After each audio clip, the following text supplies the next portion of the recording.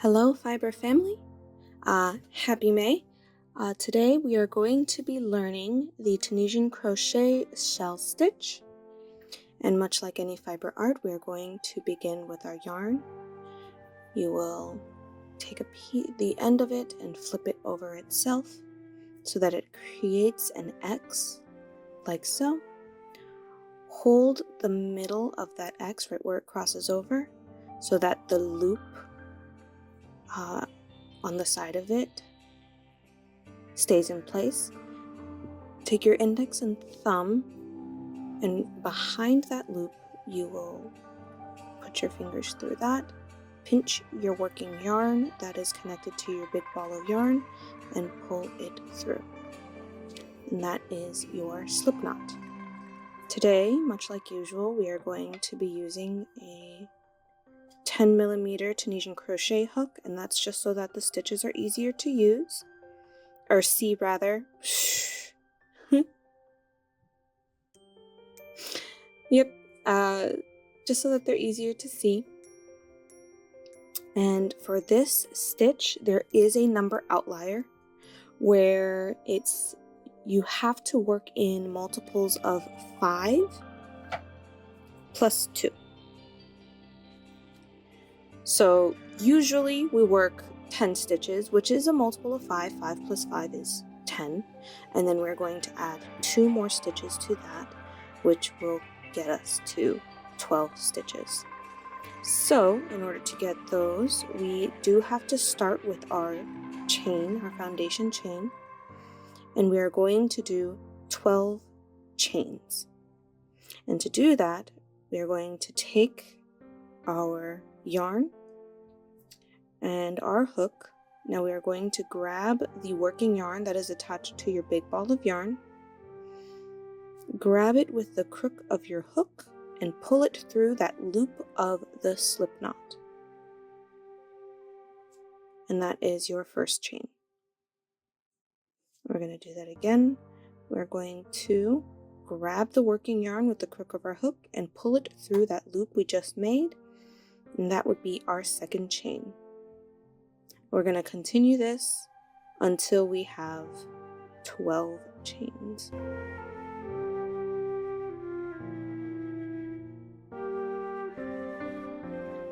So we have 12 chains, and what we are going to do now is we are going to flip these over and find all these little back bumps right here. Mine looks a little wonky just because I'm using a larger hook than I need.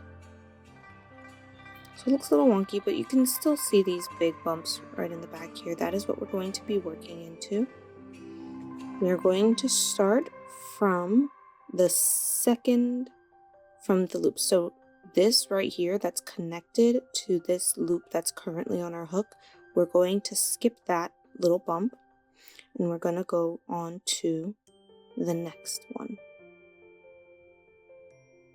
Now, if you have troubles finding it, you will see that this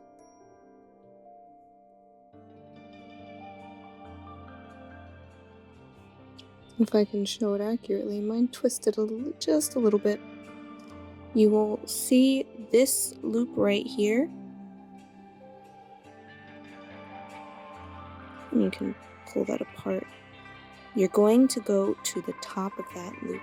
That is the bump.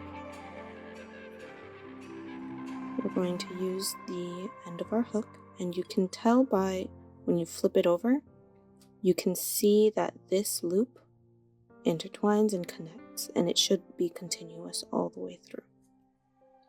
But you're going to push your hook through that, the yarn over until you can get the yarn into the crook of your hook to pull it through that bump.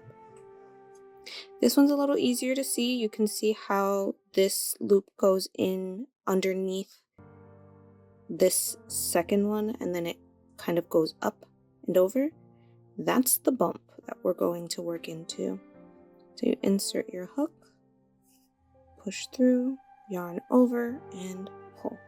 And we're going to repeat this all the way down until we have no more little bumps left.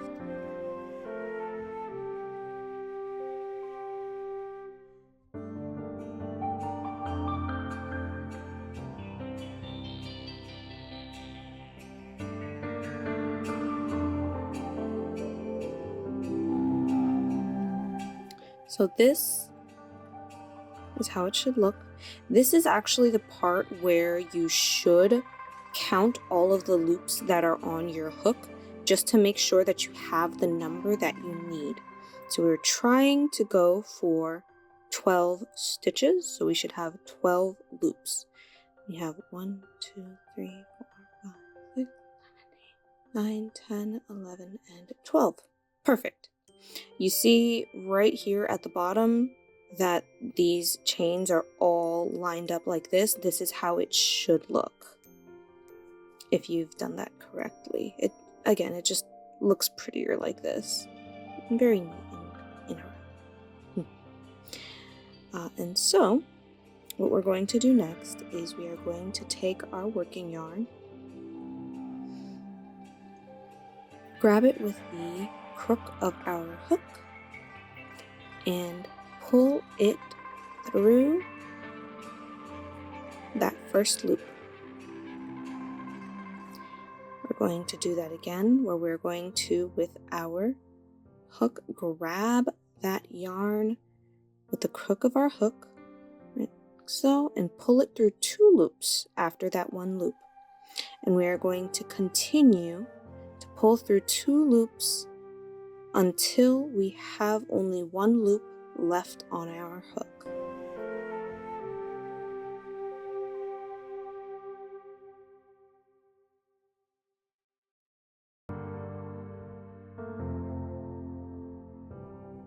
So this is how it should look so far. This is our foundation chains and rows.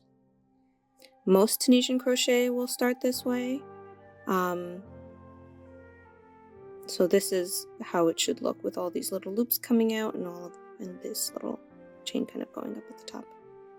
And what we're going to do is we're going to do a row of just plain Tunisian simple stitches. So we are going to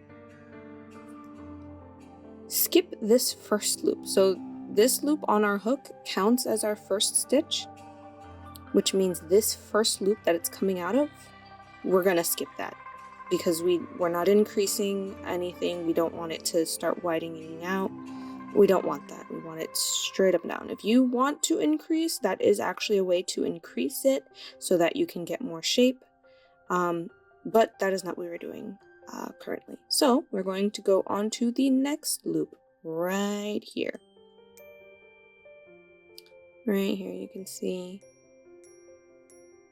that loop. What we're going to do is we're going to insert our hook in the bar that's the closest to us. Right, so a yarn over and pull that yarn with the crook of your hook through that bar.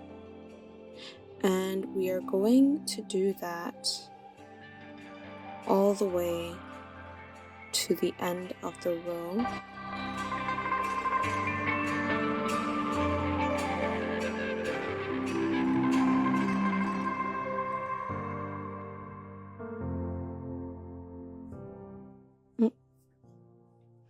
I was about to work the end stitch without even showing how to work an end stitch already. So we are right here at the end, and you can see this last loop here is going to have an extra little bar coming out of it.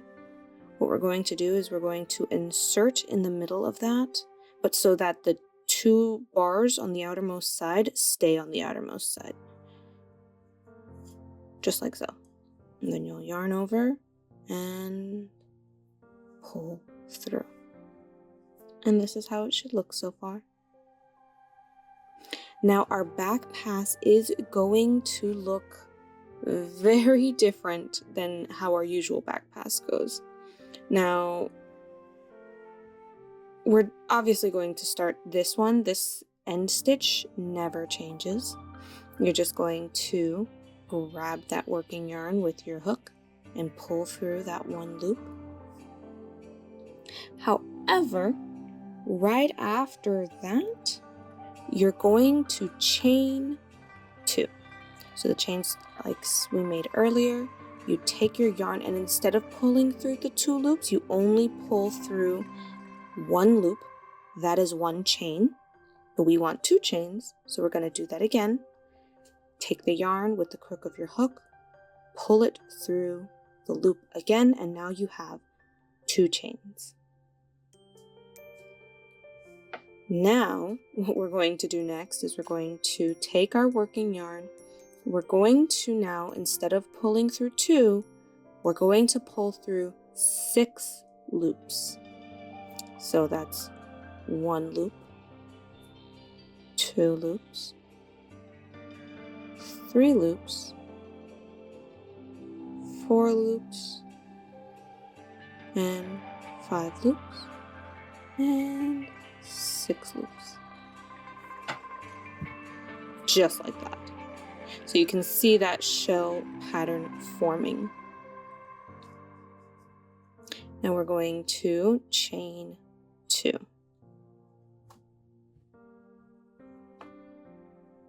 Now you're basically going to repeat exactly just as we did before. That repeat starts at the chain 2, so we're going to chain 2 again. So 1 and 2. Because this repeat starts on a chain, that end chain does combine with that first chain. So the one in the middle is going to be 4 chains instead of only 2 chains like we did in the beginning. It's not 2, 2, and then keep going. It's 2, 2, 2. See, 2, shell, 2, 2, shell, 2. And that is what is going to be repeated. So the one in the middle, obviously 2 plus 2 equals 4. And so this in the middle is going to be 4 chains. Now again, just like before, we're going to take our yarn and pull through 6 loops. So that's 1 and 2 and 3 and 4 and 5 and 6. Chain 2.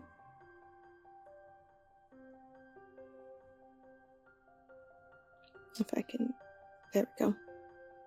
And then pull through the last 2. Again, these end stitches aren't going anywhere. They're kind of remaining the same. So that, there's an anchor so that it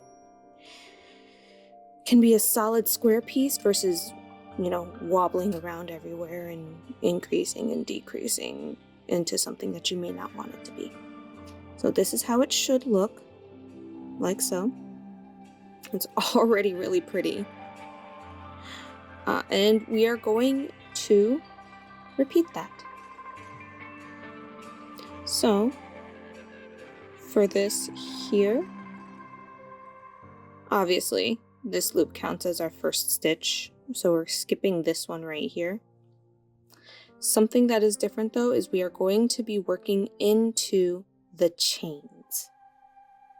So if you remembered, we ended off with 2 chains. We're going to now work in those 2 chains. So you insert the hook, which it's usually pretty difficult, mainly for me because I'm using such a large hook. But you insert into the chain. You can grab just one. I personally don't like just grabbing one because it's a little unstable in that aspect. But if you only want to just grab like the front bar, you can totally do that just to make it easier on yourself. But I'm going to continue to do this. So that's 1. There we go. And that second chain, which should be right next to it, it's gonna be a little funky. If you can see what I'm seeing right here. And this is why I say that working one might be easier instead of trying to find the 2 at the top. I like to take that extra time, but you don't have to. I found it, and I will yarn over and pull up.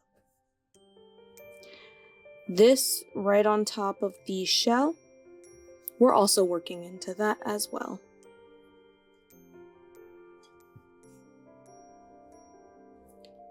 This is going to take a bit of time. We're going to do this all the way down.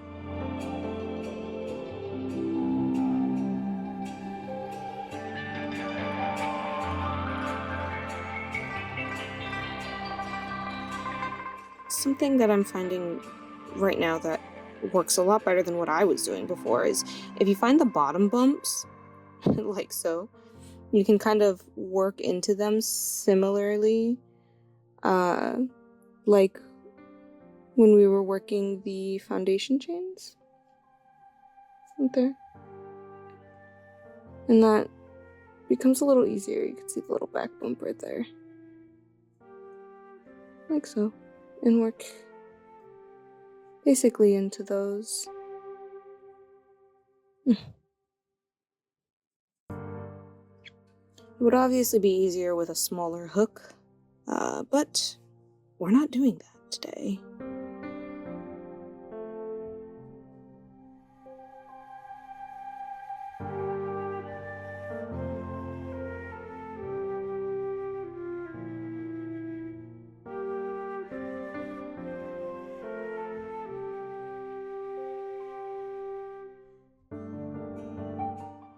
All of the chains have been worked. And we are at our end stitch. The end stitch is going to be so much more obvious here than in most other Tunisian crochet projects, because once you've finished working it, you can clearly see that distinct loop that is so separated from the shell because of this gapping right here. So right there, and you can clearly see that extra bar on the outermost side. So obviously, we're just gonna insert right in the middle, a yarn over, and pull through. And we are going to be continuing this shell pattern that we did before. So our back pass is going to be that intricate little back pass right there. So for this, you take your yarn, pull through one loop, chain 2, 1 and 2, pull through 6 loops. So 1, 2, 3, 4, 5 and 6, chain 2, and then repeat that pattern. So chain 2 again, 1 and 2, pull through 6 loops.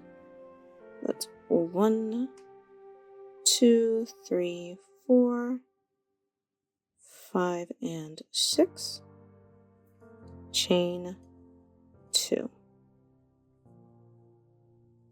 and then pull through those last 2 loops there.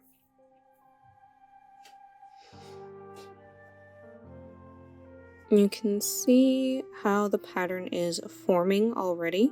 This is how it should look. You can see that shell pattern and the gapping.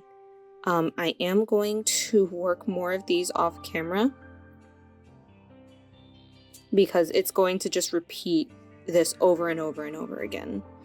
So you can make it however long you want it, however short you want it. If you just want to add it into a small little portion of your piece, just make sure that you have at least multiples of 5 plus 2. So I will go do that. Ba-da-da-da. So honestly, I just did one more row because working into these chains pretty difficult actually. I'm not hugely fond of that personally, but this is actually enough to show you how it looks. It is really pretty. Obviously, with a smaller hook, you'll definitely be able to do much more than I have been, a lot more comfortably. Not only that, but you won't have too much gapping. Like, you want gapping because this is mainly for like lacing because of the amount of holes in it. So you can make like a little lace cardigan or some lace detailing, or like you could even do a trim if you wanted to. This is a very, very gorgeous stitch to incorporate. The drape is really pretty, and it does not curl because of how much space there is, you know, with these holes and gaps. But it is gorgeous, and I do hope that this tutorial was helpful for your crafting endeavors. All right, happy crafting!